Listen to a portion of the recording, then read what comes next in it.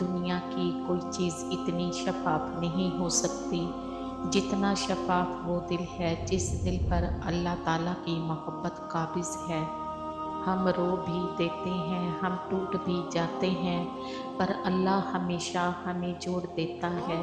اللہ ہی ہے جو دل کی خاموشی کو بھی سمجھ لیتا ہے۔ غموں کی راہ پر بڑے سکون سے چلو، یہ راہ اللہ کے قریب کر دیتی ہے۔ پریشان ہو تو سر مت پکڑو، سر کو اللہ کے سامنے جھکا دو۔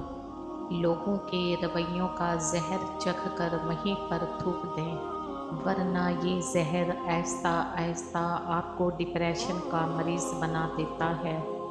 درد سہتے سہتے انسان صرف ہنسنا ہی نہیں، رونا بھی چھوڑ دیتا ہے۔ یہ بات نیت کی ہوتی ہے۔ کوئی کعبہ سے بھی خالی ہاتھ لوٹتا ہے اور کوئی گھر بیٹھ کر بھی رب کو پا لیتا ہے۔